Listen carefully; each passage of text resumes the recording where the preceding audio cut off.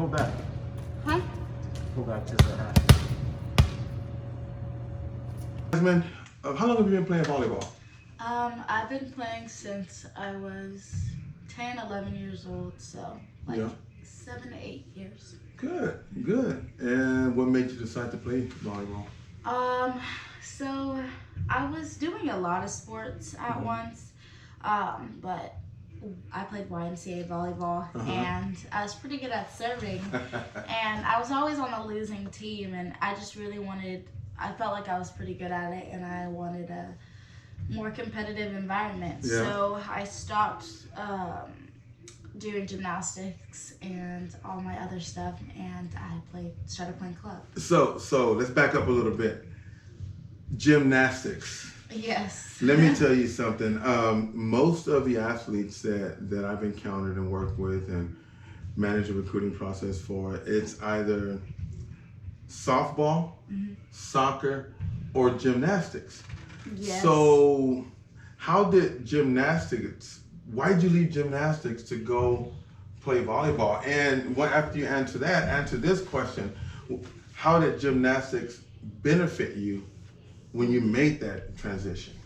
So I started playing gymnastics just because I thought it was really cool to do all the flips, and I saw the movies, and I really wanted to do that. When I had left, I was kind of getting around the competitive stage, and just it's kind of very hard for me to do just a single self sport. I'm a perfectionist, and I love to celebrate and work with other people. How it benefited me. How did it benefit you? Yeah. So one, I was a lot stronger, so I could hit balls harder, a little bit deeper. I was a hitter when I first started because I could jump super high, which probably came from gymnastics too. Yeah, I'm sure it did. So like just the overall like strength, the speed, the quickness, the movement, it's probably what gave me a competitive edge at the beginning. Here in a second. Coach Floyd is your trainer. And we just finished talking about training. And he just so happens to walk right on in. So, Coach, pull up a chair. Actually, come get this chair. Sit right here, please. And I'm just going to stand right next to you. And we're going to pick us all up. That's funny that we're having this video and Aaliyah's here because Aaliyah's the one that like recommended me. And I remember we would do we did that one thing where it was like a game, and it was me versus Aaliyah in passing, and Aaliyah was a way better passer, and I remember being so frustrated. I'm like, why would he put me with her? Like he knows I'm gonna lose. Like, and I hate losing, like more than I hate losing, especially to my friends. And I was just so mad that I lost. I was really angry, and I was like, "Oh, you're in a bad mood." I was like, "Why do you pair me with her? Like, she's better than me. I'm not gonna win." And now I'm here, so I think that's really funny. I agree. Isn't that wild? Then that's I didn't hear the whole story, but when just hearing y'all two talk, it's crazy. It's a small world, and then on this day, this particular moment, this particular time, you got is she your friend? Yes. Okay, that's awesome. Maybe we should have her come over here too. You know, yes, I'll make her talk. I see you on the court with Coach Floyd all the time. You're here at least twice a week, somewhere around there. I would say, but now he's too busy for me. Is He's too busy for me. I got time. For 2 days. Word. I got time. 2 days is just way too much. He's in busy demand. man. Yeah, he's in demand. You know, I get calls all the time. I'm trying to get a hold of Coach Floyd and let him know that I'm on my way. I said, well, he's down there giving Jasmine his attention, and his cell phone's up in the office. So, yeah, Jasmine. yeah, Oh. yeah. So, but you have, and this is not, I'm not tooting his horn. He's a very humble individual. You have the best coach probably in the state. Oh, I know. I haven't been outside the state to test that, but I can pretty much confirm that here, just being here. So, how's y'all's relationship? I love Jazz. How long you been working with her? That's a good question. Maybe almost a year. Yeah. almost a year. Mm-hmm. And she was referred to, like she said, by Aaliyah. Aaliyah, right This there, girl yeah. over here. And yeah, when she first started, she was not in a great place. Mentally speaking. Mentally speaking, yeah. Oh yeah, But we're still when- working on yeah. that. Yeah. But what I loved about her, she had aspirations, you know, and I think to some degree, even watching Aaliyah play, you know, it was just kind of like, one of these days I'm gonna be there, you know, Yeah. and that's why she started coming in, is Mhm. that she just wanted to put in the work to be able to say that she's accomplished what she set out for. What do you like about working with her? I mean, I'm his favorite. you're his favorite? Yeah, he enjoys my presence. Tell us something that we don't know.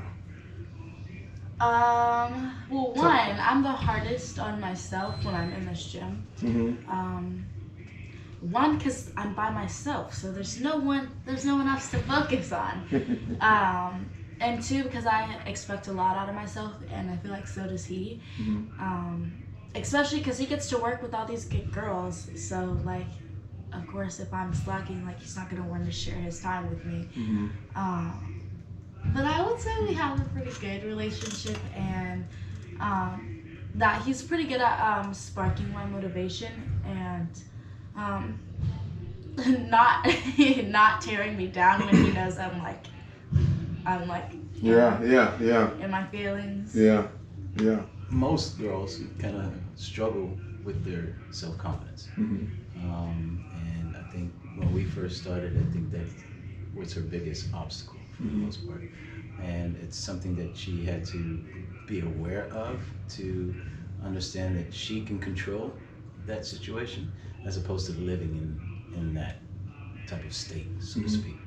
And I think when she started embracing more of a growth mindset, that, okay, yeah, I'm gonna mess up, but we're gonna shake that off and focus on the very next play, or the very next opportunity to do better, be better.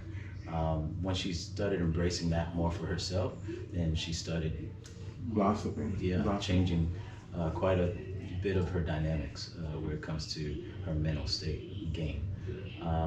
And so even up to this day, what I appreciate is that I went to a tournament last weekend that they were at, and all I heard was like, Chance looks good. You see, it looks like she's having fun. You know, it's just she's just letting it all out there. And that's really what's going to be the better of her performance. That's what's going to drive it for the most part. There's a special bond between an athlete and their trainer, especially an athlete and trainer that's been together for a long period of time. And it's almost like you don't have to put together what we're going to work on today. There are some athletes that he works with that he has to put something together for them because they really don't have a clue, or they're not ready to just say, I want to work on this. But every time you come in, what are you working on today? You know, and I hear that with other girls that are very good girls. So you're in that group, you know, you made it. So is it fun? Playing volleyball? You know, the training side of it. We know once you get on the court, you get to display that which you've learned during training. But is the training fun? And I know it's a very dry question, if you will, but in my sport, training was not fun. It wasn't fun for me because it's a contact sport, number one, and it's countless hours. It was 4.5 to 5 hours a day, 6 days a week. So it wasn't fun, but for some reason I got up every day. Well, actually, I came home from school, did my homework, went straight to the gym. It was just driving me every single time. So you have to be a little outside your mind to do, you know, as athletes, you know, to do it, because you're somewhat of a contact sport. But you kind of got into say that. Yeah. So is it fun? Yes, I enjoy training. I don't know. There's something special about being with someone who wants you to be successful. Because I've been in positions where like I just feel like my coaches and like my environment, they don't want me to be successful, or they just don't care if I'm successful. So it's really fun working with someone who like genuinely cares about you and wants to help you every day.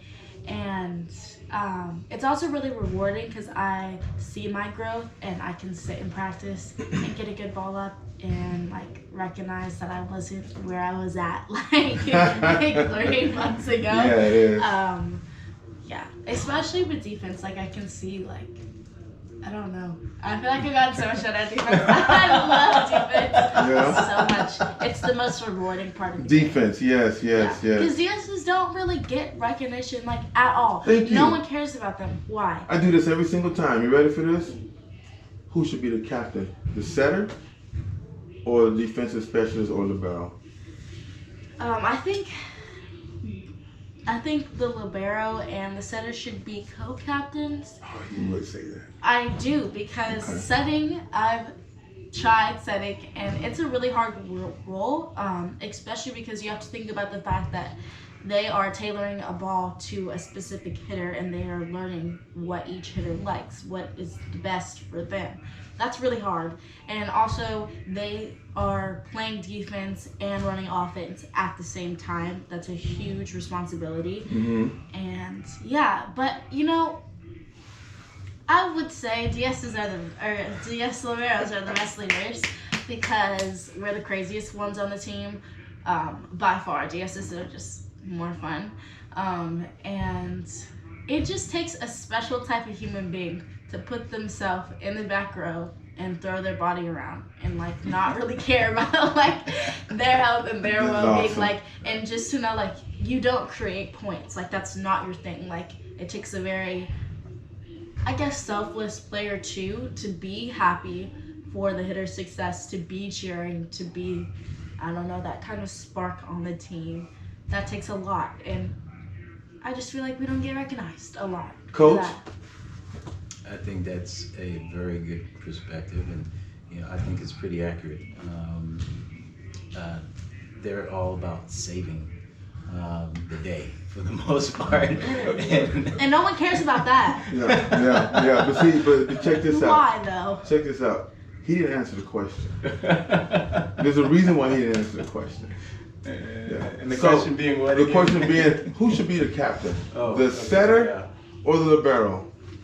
I think she gave the best PC answer. See, he's not going to answer this question. He's not going to answer this question. It depends on the team, to be honest with you. Well, see, I think I've always seen it as the setter should be, and/or most often than not, is the captain on offense, because they manage your offense. And libero should be captain on the defense end for the most part, because they pretty much get bird's eye view. They see the whole game, they see the whole court, and it's an energy transfer for the most part. These liberos really have to have some energy about them for it to be contagious enough for the team to pick up. I think every team should. Yeah. This is the only time that he would play it safe in anything. The only time. See, my coach, is she trained to pay attention to the ball or pay attention to the hitter's shoulders, body chemistry, or what? The player. The player?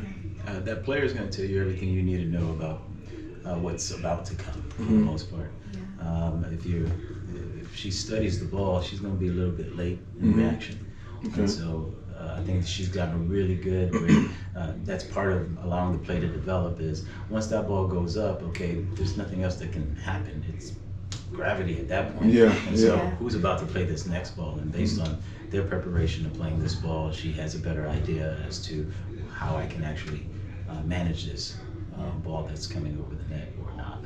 I don't really think, like, when I'm in the game, I don't think about what my body's doing. I just kind of go. Like, you can't really sit there and... I mean, you practice... you practice your form. You practice your form in practice and in training, and hope that your body reacts, because that's what it's been trained to do. But you never really think about it. You kind of just go, and then after the play ends, you can kind of like make yourself corrections, like, oh, I needed to do this, I needed to do that, my angle needs to be sharper, I need to